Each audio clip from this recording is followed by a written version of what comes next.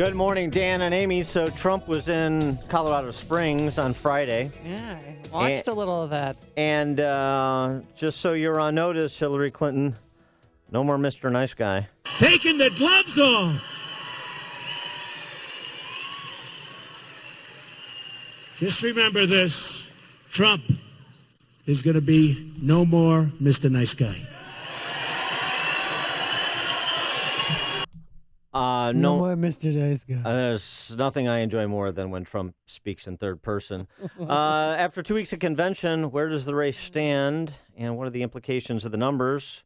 For commentary on that, we're now happy to be joined by the best numbers guy in the business, particularly with the best institutional knowledge in the business. He is Michael Barone, senior political analyst for the Washington Examiner. Michael, thanks for joining us again. Appreciate it.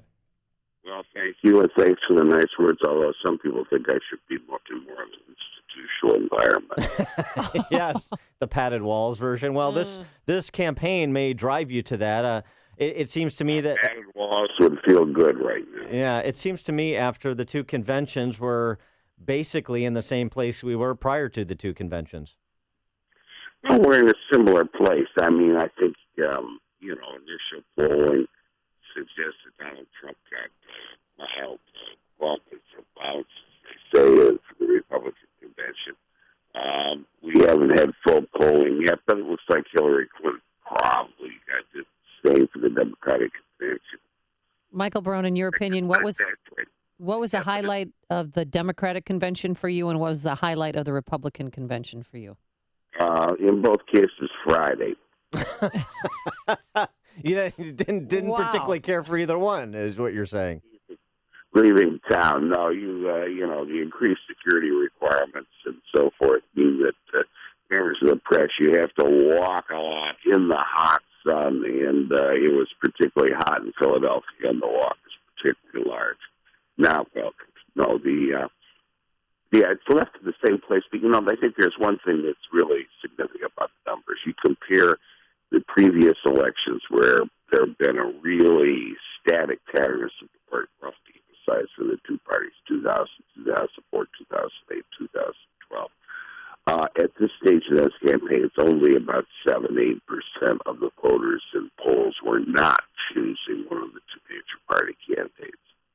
Right now, it's at least 15% if you offer them one or two other alternatives, Libertarian Gary Johnson or Green Party Jill Stein. It's up to 23, 25% are not the major party candidates.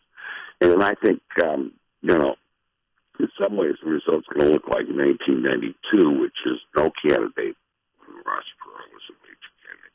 No candidate gets a majority of the vote, or really very close to it, and previous voting patterns are upset and altered, changed.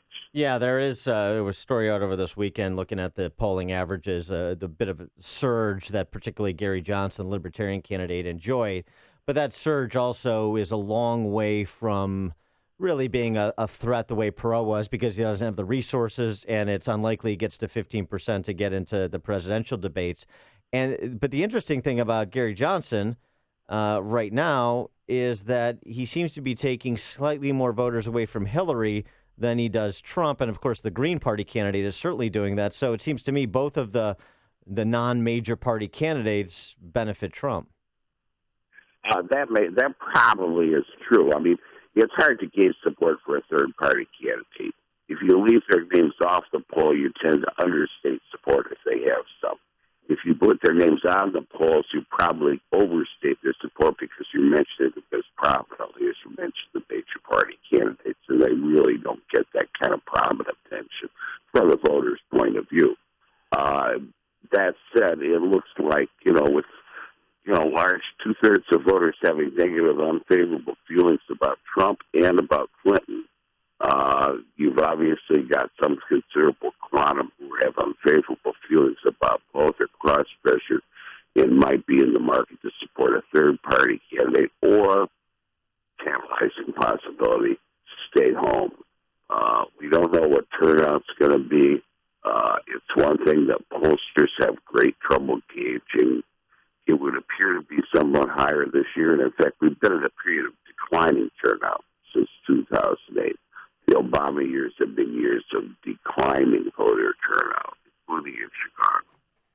you think what's going on between Donald Trump and Khan's family, how do you think that that's going to affect him with voters?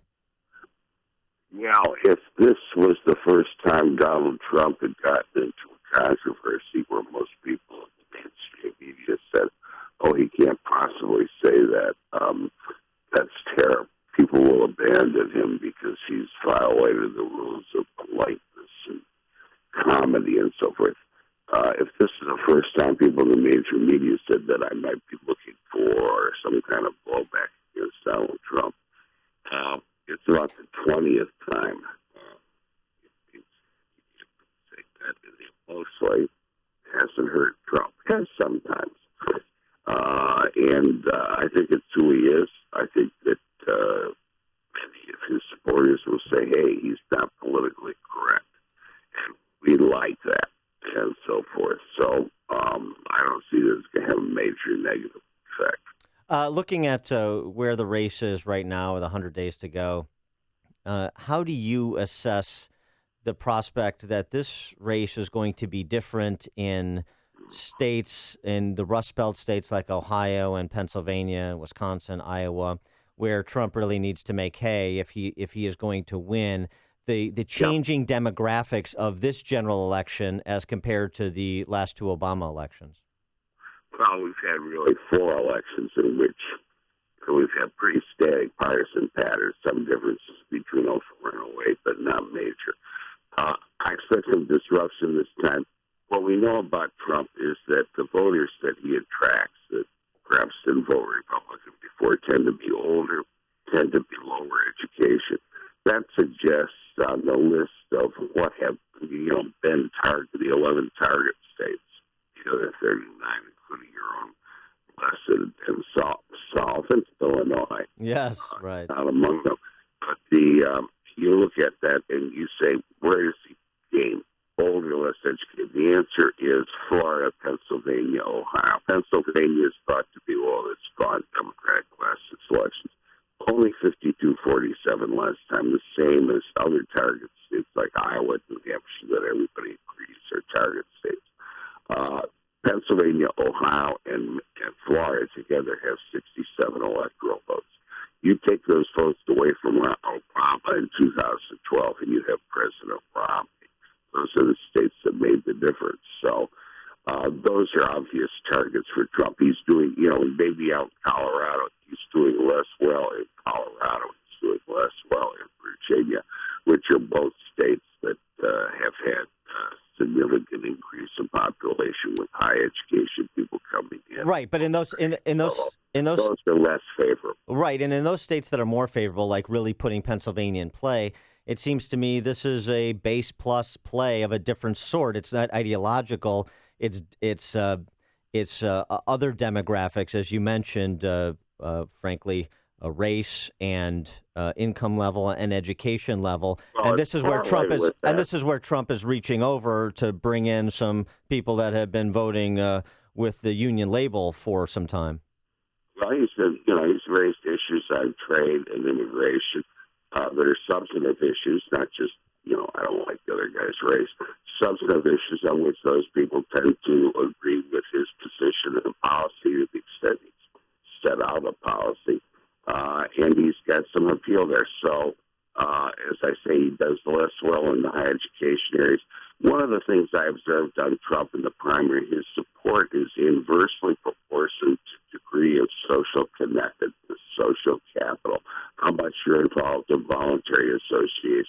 Do you regularly vote? Do you regularly attend church? Do you regularly, have regular habits with regard to going to work and so forth?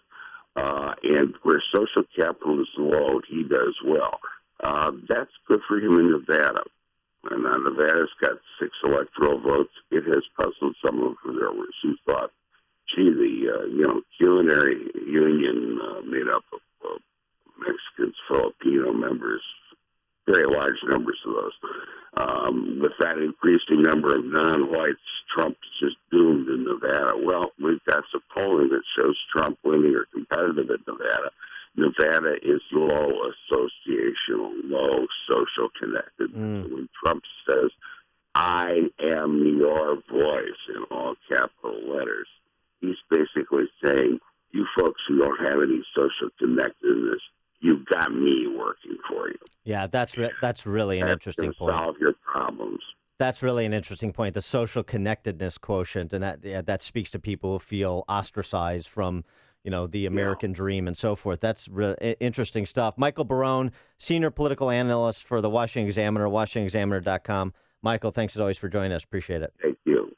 And he joined us on our turnkey.pro answer line.